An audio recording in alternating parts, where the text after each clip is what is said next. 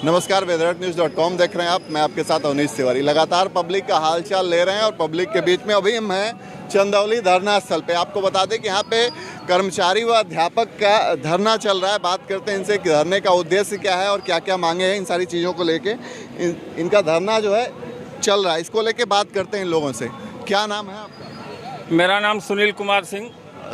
अध्यक्ष हैं आपके? हाँ, अध्यक्षता कर रहे हैं। जिलाध्यक्ष प्राथमिक शिक्षक संघ एवं जिलाध्यक्ष कर्मचारी शिक्षक अधिकारी एवं पेंशनर अधिकार मंच के जिलाध्यक्ष। क्या मांगे हैं आप लोग? हम लोगों की सबसे प्रमुख मांग है पुरानी पेंशन, जो सरकार अनवरत हम लोग लगातार धरना प्रदर्शन पूरे प्रदेश में 20 धरना प्रदर्शन किए। सरकार कमेटी भी गठित की, लेकिन उसका हल कोई नहीं निकला। हल नहीं निकला। ये तो 2004 से ही बंद है। उसके बाद भी आपने बहुत इस सरकार की नहीं बात करें, पुरानी सरकारों में भी ऐसा रहा, क्योंकि उससे पहले यूपीए की सरकार थी, तब भी कुछ नहीं हुआ। नहीं, उस समय भी कुछ नहीं हुआ। हम लोगों का अनवरत लगातार चल रहा है। इस बार पूरे प्रदेश के जितने भी सरकारी कर्मचारी संगठन है, चाहे शिक्षकों का संगठन है, सब लोग एक मंच पर एक बैनर के तले आ करके अपनी मांग लड़ाई लड़ रहे हैं। मेन आपका पेंशन की मांग है कि और कुछ मांग है? हाँ, मैं उपेंद्र बहादुर सिंह, अध्यक्ष उत्तर प्रदेशी प्राथमिक शिक्षक संघ नियामताबाद।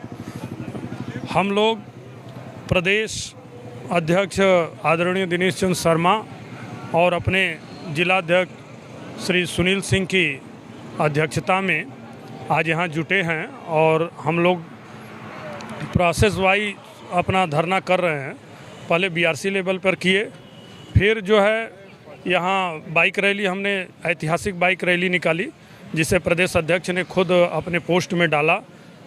चंदौली की आगे का क्या प्लान है? जैसे आज एक दिवसीय धरना, आगे की प्लानिंग क्या है? आगे की, आज हमारा एक दिवसीय धरना है। इसके आगे जो है हम लोग लखनऊ में 30 नवंबर को पूरे प्रदेश के 10 लाख शिक्षक कर्मचारी, रसोइयाँ, शिक्षा मित्र, अनुदेशक, अधिकारी सारे लोग जुटेंगे, ताकि सरकार को ये समझ में आ जाए कि यदि हम इनकी मांगों को दरकिनार करते हैं और इन पे विचार नहीं करते हैं तो हमें हो सकता है कल कुर्सी छोड़नी पड़ जाए।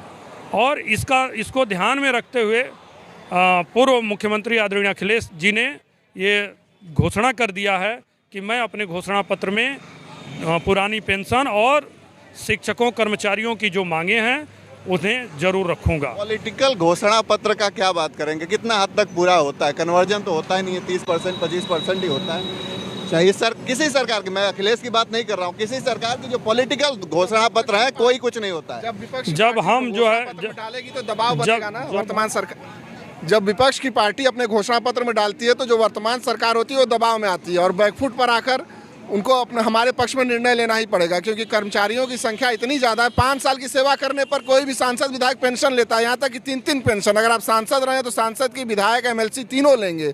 हम 60 साल सेवा करेंगे, जब हम किसी लायक नहीं रह गए तो हम क्या करेंगे उस समय? भिक्षा। आपकी ज्वाइनिंग कब की है भाई साहब? हमारी ज्वाइनिंग 2010 की है। 2004 के बाद ही की है ना? तो दूसरी नौकरी ज्वाइन कर? तो दूसरी नौकरी, सारी नौकरियों में कोई भी सरकारी नौकरी ऐसी नहीं है जिसमें कि पेंशन हो। यहाँ तक कि पैरा मिलिट्री जो कि अपनी जान पर खेल रही है, उनके पास भी नहीं है, लेकिन सांसद जी के पास है, विधायक जी के पास है, एमएलसी साहब के पास है। तो ऐसी कौन सी खूबी है कि आप 5 साल सेवा करके लेंगे, हम 60 साल सेवा करके उसके बाद भिक्षाटन करेंगे? ये मांगे। और कुछ महिलाएं भी, उनसे भी बात कर लें हम। क्या क्या मांगे हैं लोग? नहीं, आराम से बैठ के बात कर लेंगे। क्या नाम है आपका? इंदु गुप्ता। क्या टीचर हैं आप? Yes sir. क्या मांगे हैं आप लोग? यहाँ पे और भी जो रसोइयाँ उन लोग भी आई हैं क्या?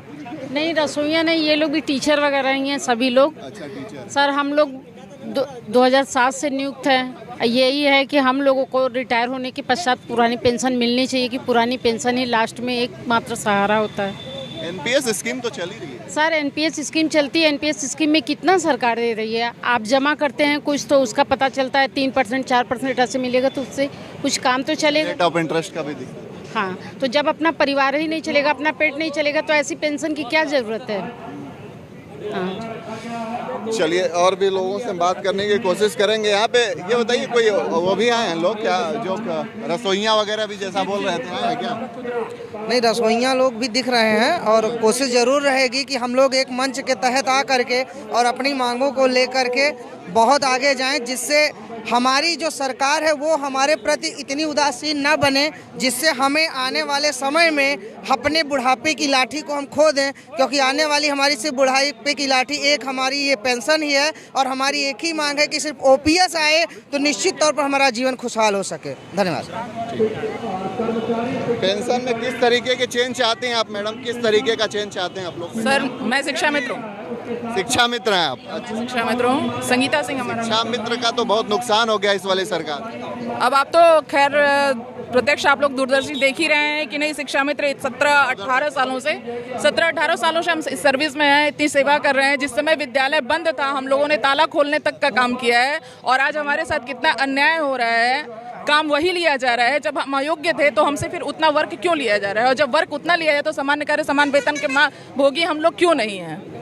ये सरकार हमारी मांग है और हमारे जीवन को सुरक्षित करे, सामान्य वेतन दे, सम्मान की जिंदगी हमें भी दे। हमें भी वो हक है, जब हम सामान्य कार्य कर रहे हैं तो हमें तो वो चाहिए ना। आप शिक्षा मित्र कुछ इस तरीके का है कि आपको मतलब क्वालिफाई करना पड़ता है, बीटीसी वगैरह, तो आप हो जाएंगे? जी ऑलरेडी सर इसमें हमारे 1,75,000 शिक्षा मित्र बीटीसी क्वालिफाई हैं। बीए और बीटीसी क्वालिफाई सर्टिफिकेट सबके पास है सर, और हमारा समायोजन हो चुका था किसी कोर्ट के द्वारा। ठीक है, हमारा निरस्त हो गया समायोजन, हम कोर्ट में अपनी केस को हार चुके हैं, पर सरकार तो हमें अस्थायी कर सकती है, वो अपने नियम को बदल सकती है ना, वो तो नए संविधान को लागू कर सकती है, नया ला करके नियम हमें अस्थायी बना सकती है। वो तो उसके हाथ में तो सारी चीज़ें हैं ना, सरकार सब कुछ कर सकती है। जब हम परिवार के अंग हैं उनके स्कूल को चला रहे हैं, उनके बच्चों को शिक्षित कर रहे हैं, तो फिर आप हमारे लिए कोई नया कानून क्यों नहीं ला सकते हैं?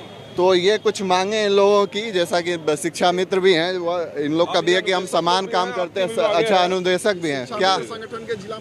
अच्छा, क्या मांगे हैं आप लोग की? सर मांगे ये है कि जो सरकार द्वारा जो भी है नियमितीकरण का मांग की गई है, और हमारा मानदेय आज लगभग 8 से 9 साल हो गया, 7,000 रुपये कार्य हम कर रहे हैं, जिसमें कि सरकार ने कुछ मानदेय बढ़ाया भी था। बढ़ाने के बावजूद सरकार आती तो समाज 84 से 70 का 1470 रुपये का रिकवरी कर लेती है, से हम लोग 7,000 पे ही आ जाते हैं। कोर्ट द्वारा भी हम लोग का फैसला 17,000 का कि 9% ब्याज के साथ हम लोग को दिया जाए।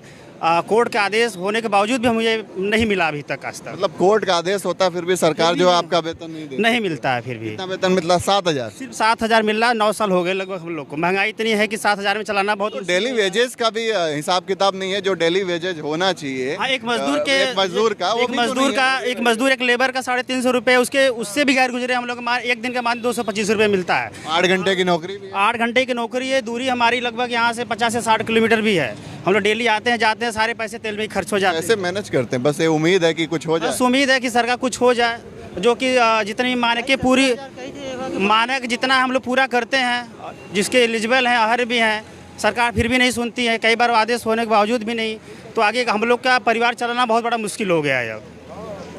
तो हम लोग सरकार से अपेक्षा करेंगे कि हम लोग का नियमितीकरण करे, जो भी मांगे हम लोग की पूरी करे। इसीलिए हम लोग आज यहाँ पर इकट्ठा हुए हैं।